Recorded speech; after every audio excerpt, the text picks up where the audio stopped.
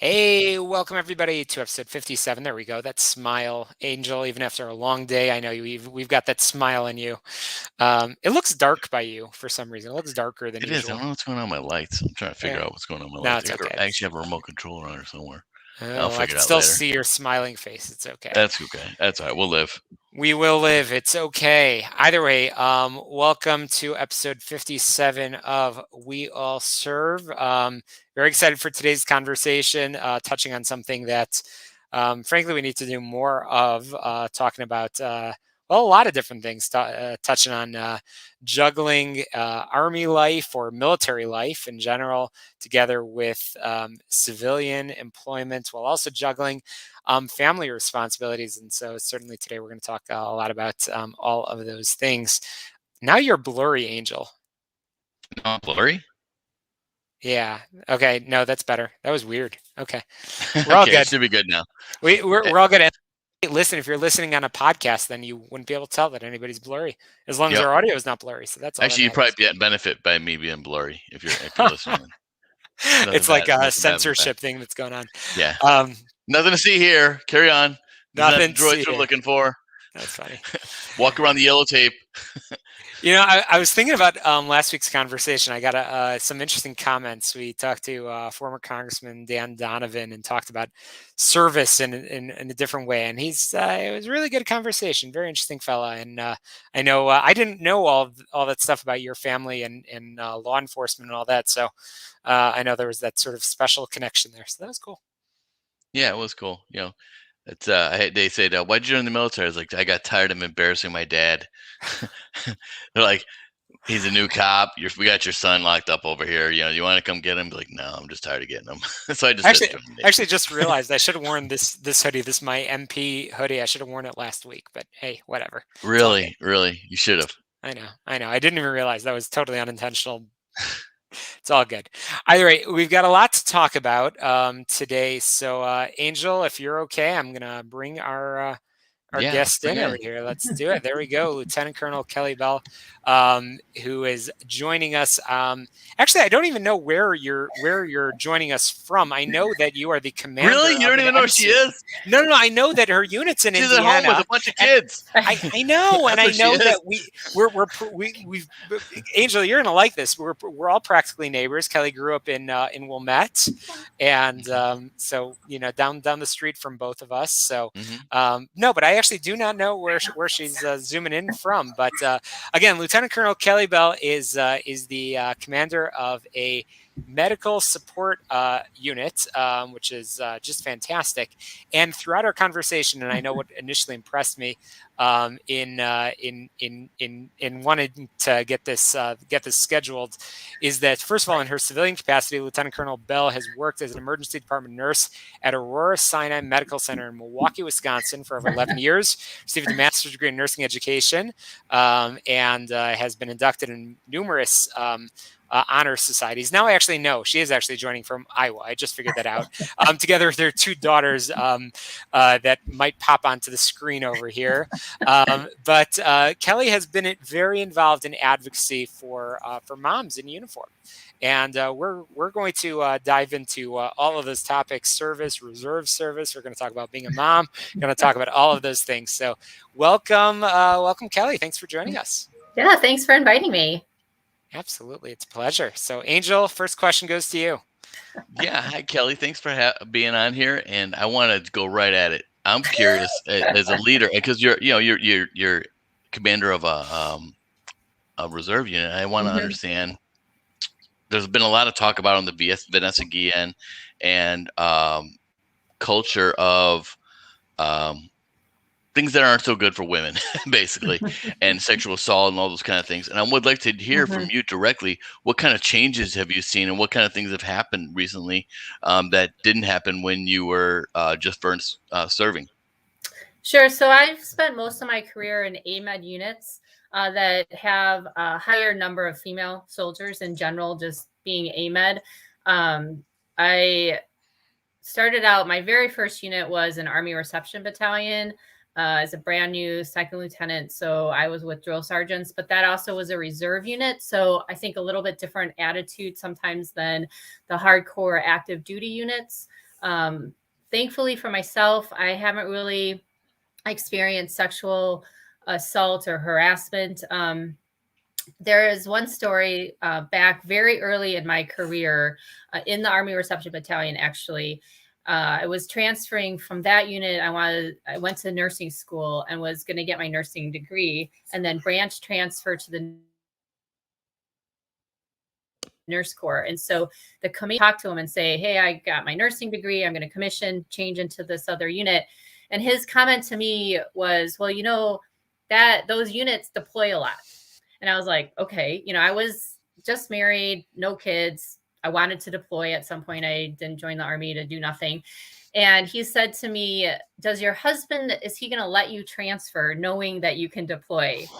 And this was, so mind you, I've been in the Army for 22 years. So this was probably about 19 years ago.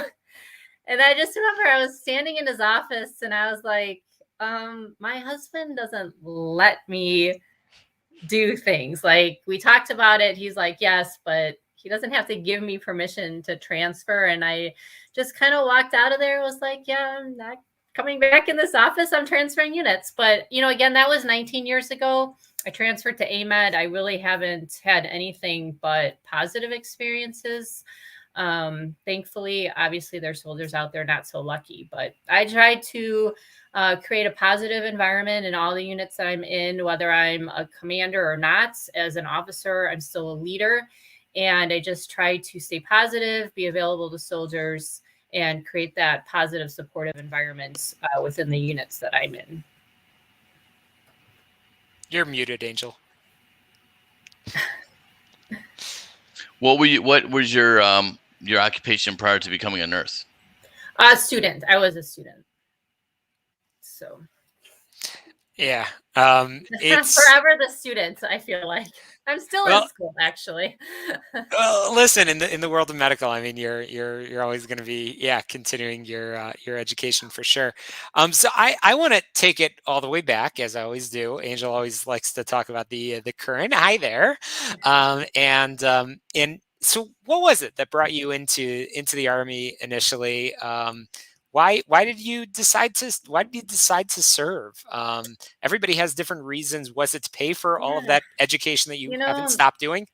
It wasn't to pay for education, ironically. I have a strong family history of military, and my dad served. I have 3 uncles that were in World War II. I've got cousins that served. So it's just always kind of been in our family. Not something that was like you have to join type of thing, but I think it just goes that service attitude just runs in our family. My parents volunteer at the USO at O'Hare. They won USO Volunteer of the Year before. I mean, they're just very active in volunteerism, and I think that service, even what drove me to become a nurse, is just kind of ingrained in who I am.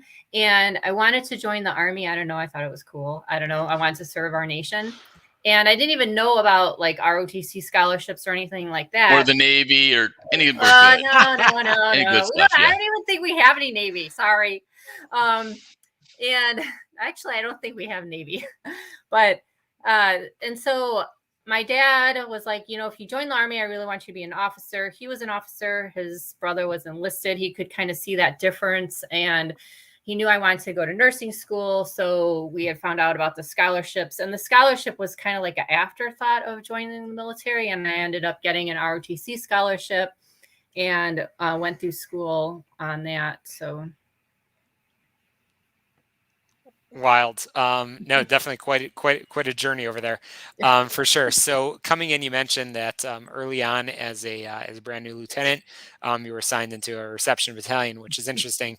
So you've already started sharing some of the stories, but I know one of the things that you've mentioned to me offline is that you're very, very passionate about advocating for, mentoring soldiers, and you have spent the last several years initiating policy changes for pregnant and postpartum service members throughout the Department of Defense. That's actually where I initially heard about you.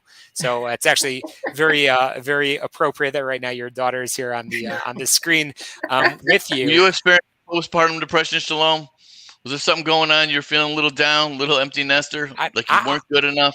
No, I'm good. I'm good. No, but I think it's awesome again about the It is. about the advocacy and all that. So, I mean, Kelly, if you don't mind, just tell us your story. Sure. So I my first, well, I guess not my first, my second command. I'm on my third command in my career. So my second command, I was commander of a combat support hospital. So I had like 220 soldiers under me as a reserve commander. It was hard. It was tough. And right after I had been chosen to take command, it was an interview process, somewhat formal, but it wasn't like a board command like what I'm in now. But it was definitely an interview process. And so I had been offered the position and accepted. And not that long after that, but before I assumed command, I found out I was pregnant with my first child, my oldest one. She's not home actually. And so I mentioned something to my battalion commander and he was very supportive. He gave me an out, but was like, you don't have to, but if you want to, you can. Nothing, wrong with it. And so I was like, no, I think I can do this. I was very early in my pregnancy, to the extent that when I was doing the Assumption of Command ceremony, I had a lot of morning sickness and I was very, very nauseous. And no one knew I was pregnant until like further into the ceremony. I kind of announced it like when I was up there, and you could hear this like sense of relief in the audience. And afterwards they came up to me, they're like, ma'am, we're so glad you're pregnant because we thought you were scared to assume command because you looked like you were going to throw up at the podium. And I was like, no, it's because I was not motion sickness, but I had, morning sickness that lasted all day.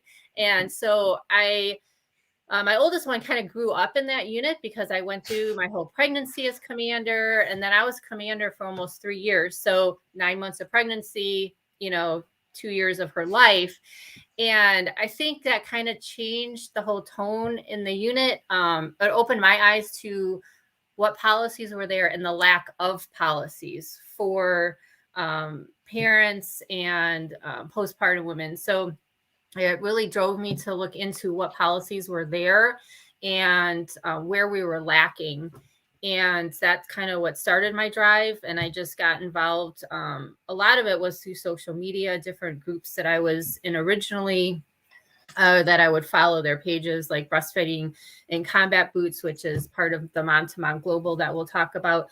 And they do a lot of advocacy as well. And so I was just kind of following their posts and hearing all these other stories and thinking like, wow, I'm really lucky because I was a commander. So I could make some of my own rules. And I had an extremely supportive chain of command. And so I did not experience a lot of the issues that a lot of soldiers, even today, are still experience. And so I just kind of set out to assist them, make the policy better, because a lot of it's semantics, how policies are written, commander will, commander may, etc.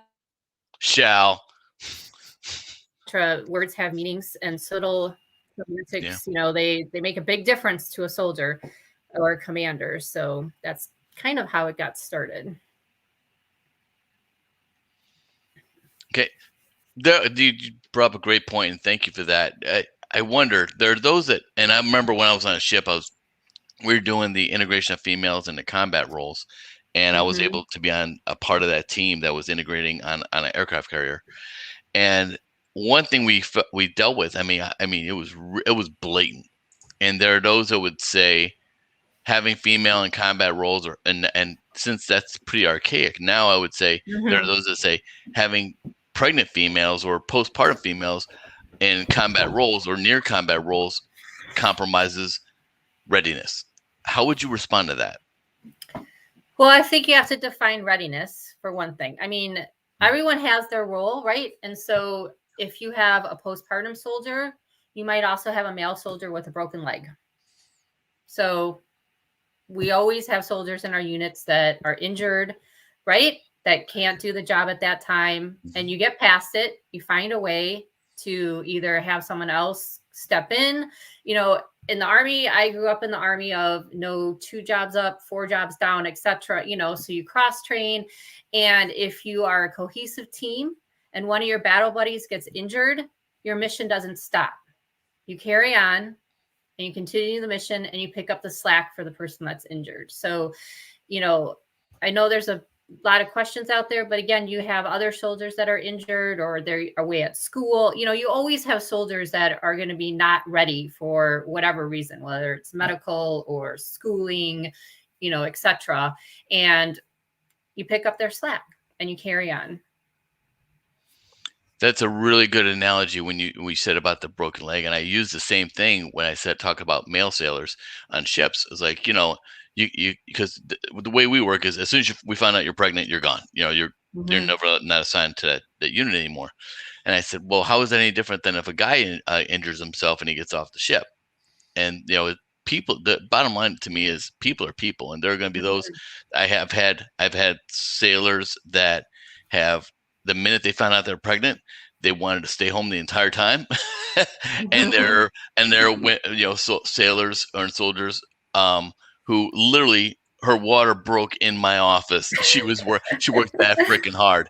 And I was like, you really don't have to clean that up. I got to go. Yeah, you got to go. Get the hell out of here. That would have been me in the ER, like pushing Gurney down the hallway like a week before I delivered at 30. Yeah, but at least they're in a hospital. I'm talking about someone that's in a freaking office building. I gotta go, holy shit, what are we gonna do with this? Yep. But yeah, I hear what you're saying. And it's about character, and it's about integrity, and it's about what you value and your honor. And I think that people don't consider those things. The most important things to our DNA, what makes us us, people put that to the wayside, and it's so easy to put a label. Oh, that's a woman. Oh, that's a guy. Whatever. And it's just such garbage. Right. And there's still a benefit. There's still a lot of duties and tasks that anyone could do, whether you have a broken leg or you're pregnant, whatever.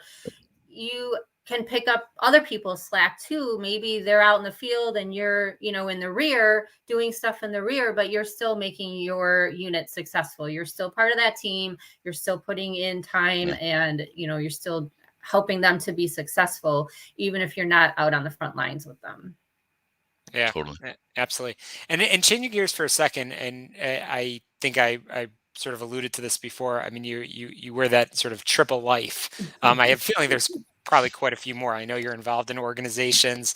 I know that you're involved in different organizations that and education and everything like that. So, I mean, we'll talk about all of that in just a moment.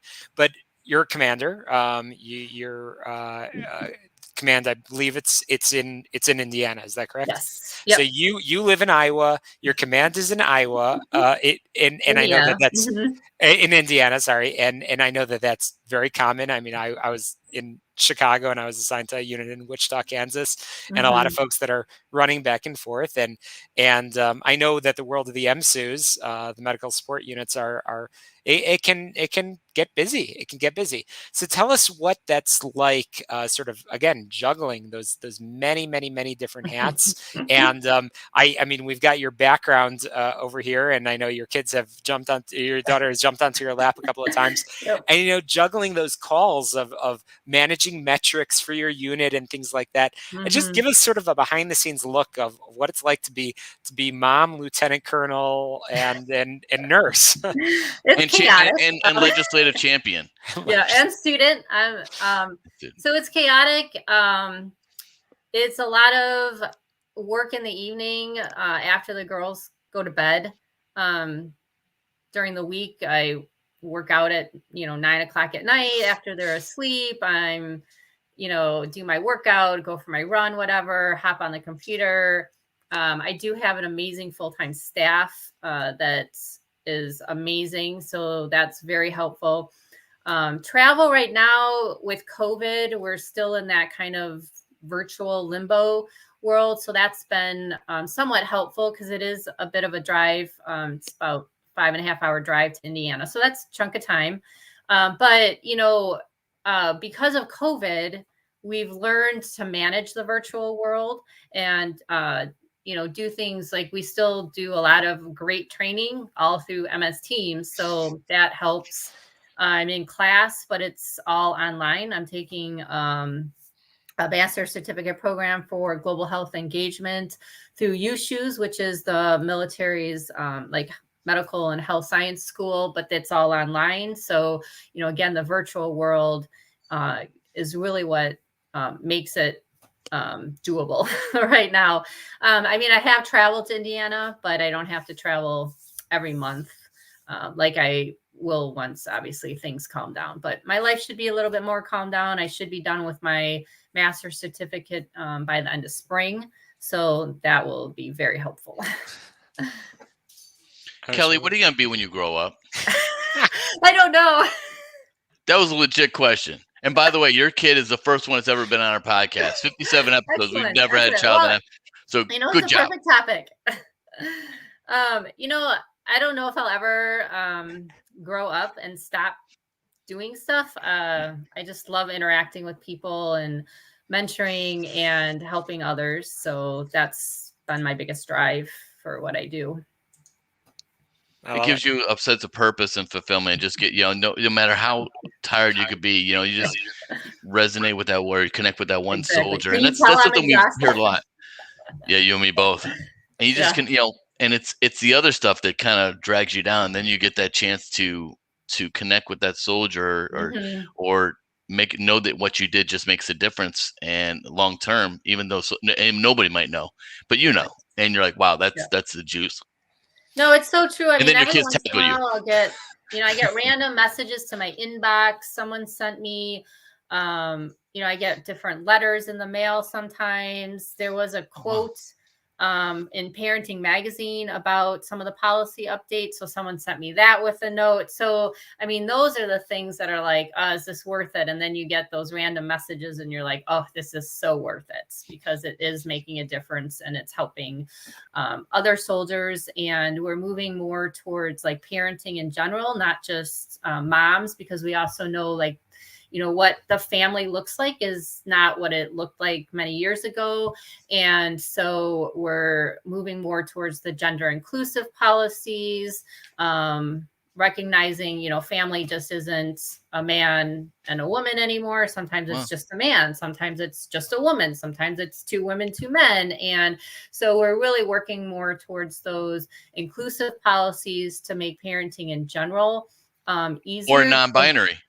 Right. Well, we haven't gotten, I don't think we've gotten there yet, but maybe someday. That's coming. But a lot of the reasons that people get out, especially females, is in the end parenting related.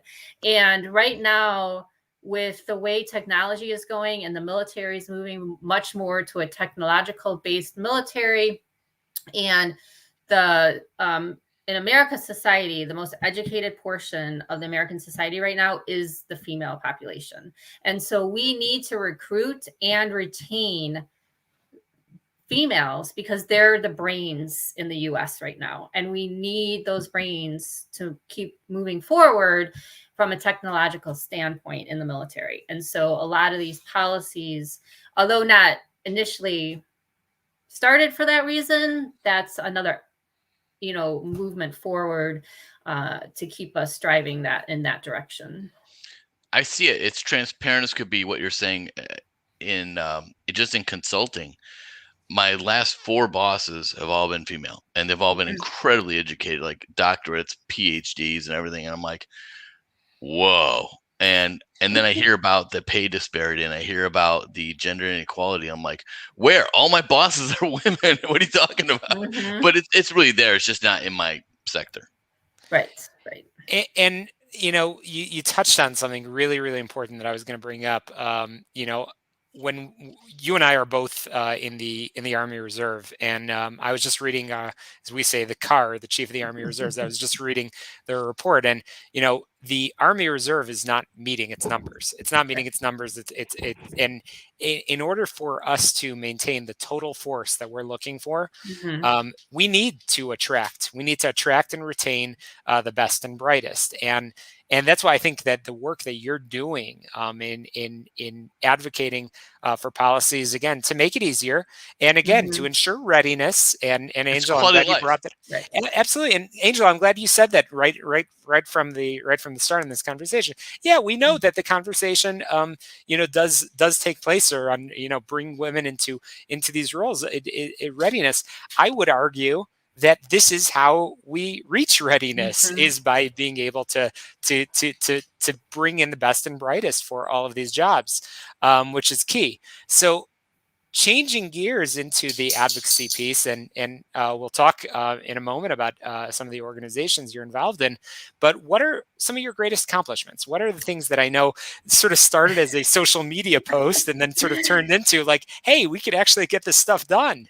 So that's exactly how it started. So I was scrolling through the Breastfeeding and Combat Boots Facebook group, which is part of Mom to Mom Global.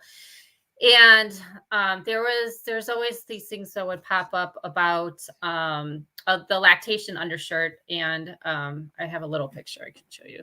Yeah, can I put other organizations on I've here? never seen one of these things. Can I put an ad on here? I have like a business card. Is that okay? I don't even know, but we'll do. Can I do a plug or not? Really? Yeah, go ahead. No, you're good. Okay, this is our podcast. I don't know if you can see this. You send me a check. Okay, so that's the shirt. So wow, that's cool. I don't know if you can see it, but it's got like a flap. So it's crisscross, and then it has a flap. And it's designed by a pediatrician in the Air Force. She's active duty, and she designed it because there wasn't anything. And they're the exact same colors as our undershirt. So if you wore it under your uniform, you would not know the difference. You would only know that you were wearing the lactation undershirt if you took your ACU coat off, or ABU, Air Force. And so in the Army, the way our policy reads, or read before it was updated, was that as you could wear a commercial shirt as long as it was the right material and the right color. The Air Force policy was stricter in that you could only buy like the issued shirt.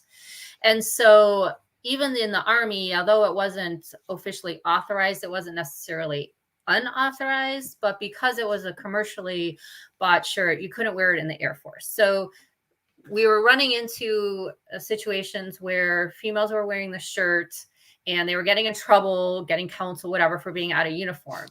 And so I was reading these, and I kind of got tired of like reading these posts, and I'd been wearing it. Of course, I never ran into issues. I think when I was wearing it, I was a major at the time in a 2-star command, very supportive. So no one said anything to me, but you have E4s, and below, people are going to say stuff. And so I was like, I wonder what it would take to change the policy.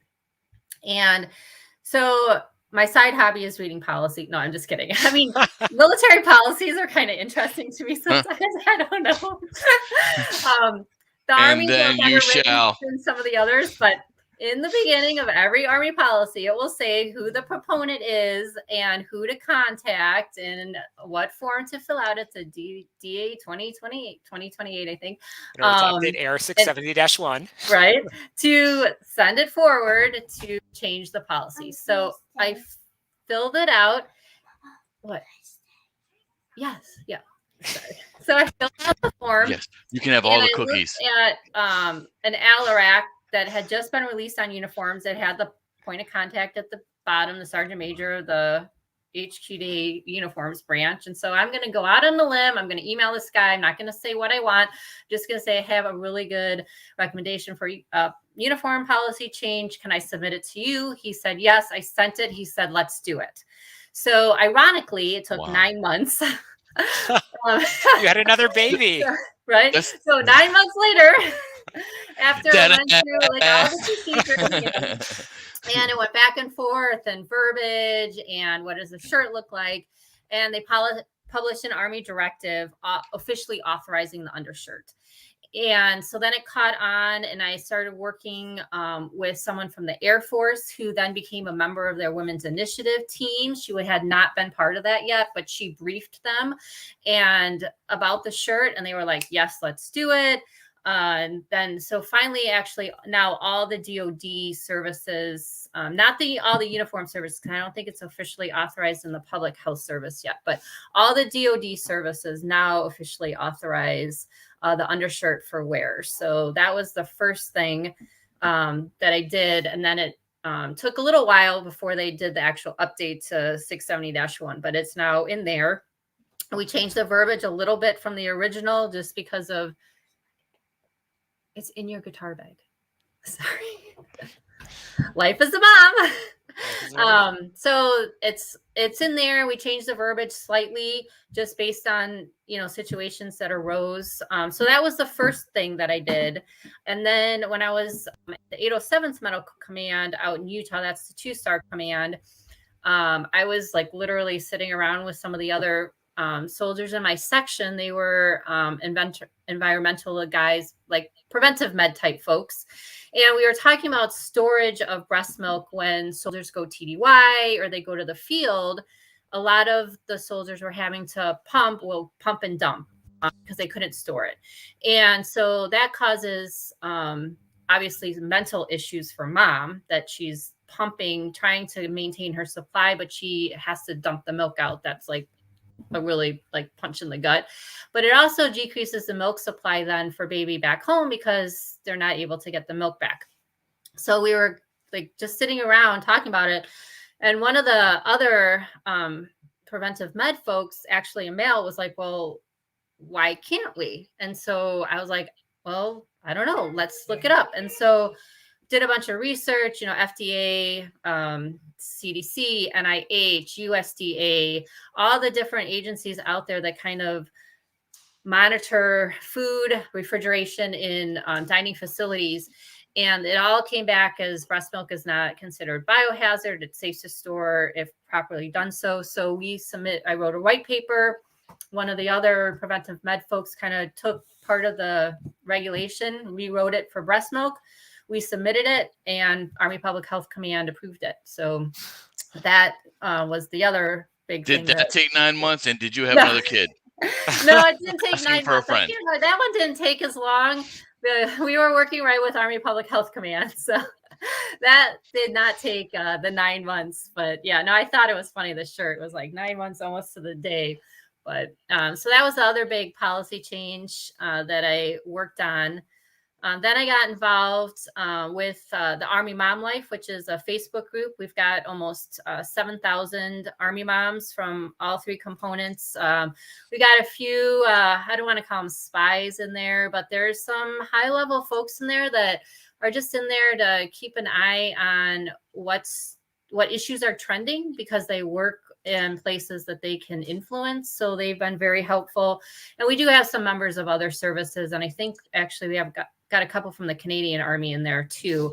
I worked with them on undershirt authorization as well, but they've got an amazing parental leave policy. So that's amazing. That is amazing. Those are some huge accomplishments, and it goes to that point of, again, about service.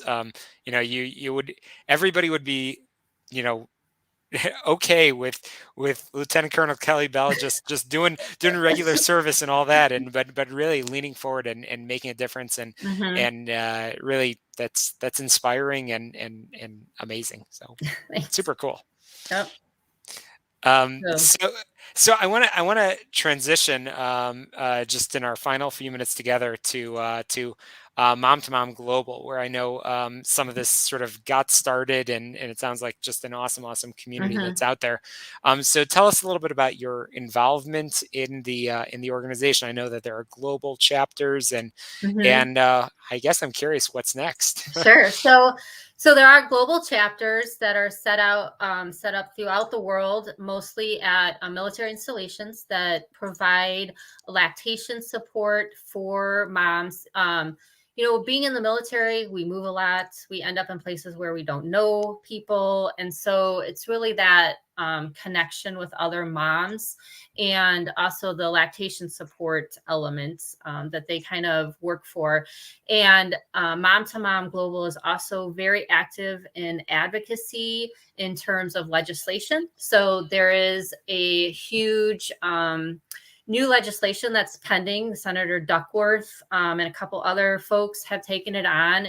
I believe, last I heard, it was its own bill, but it's also now going to be part of the National Defense Authorization Act, and it's going to expand the parental leave. So it's going to make it longer.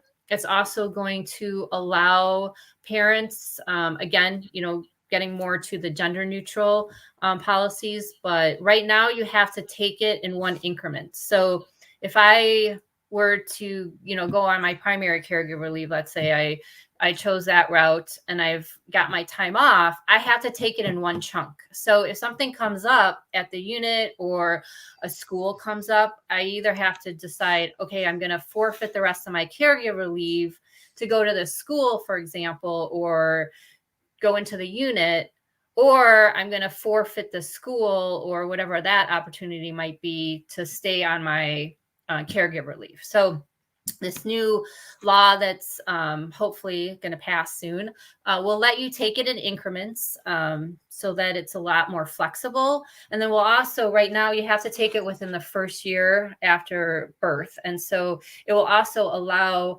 the parent to use it into another year if they are at school, or if they end up getting deployed, then they could take it into the second year in certain circumstances. Ideally, you would take it that first year, but they want to make it a little bit more flexible, and they're also making it longer. So that's really exciting. And then we'll see what happens with that. Amazing. Wow. Well, we've got the website up there on the screen, momtomomglobal.org, and definitely I encourage, certainly moms that are in service for sure, but others as well, because I know that there are ways that you can support the organization and build, become a part of, as it says, diverse community support. I think what you're doing is absolutely fantastic, and I know I've served already in my short time in uniform. I've already served with some amazing women, amazing moms that are juggling.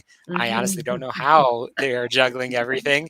And I have to say, it just occurred to me that you said to your daughter, it's in your guitar bag. Does your daughter play guitar? Yeah. So my older daughter she's 9.5, and she's taking guitar lessons. So she was on her way to guitar. And then my younger one, who was on camera, she didn't want to go to guitar lessons. She wanted to stay here. So. That's fair. Understood. Angel, I'll turn it over to you to wrap things up. Thank you, Kelly, for coming on today. And I wanted to tell you one thing that really stuck out in my head about you. And I try to remember something about everybody. And some people I want to forget, but mostly I want to remember about you is there's a saying, be the change you want to see in the world. And your leadership really personifies showing people, why can't we change it? Let's just step up.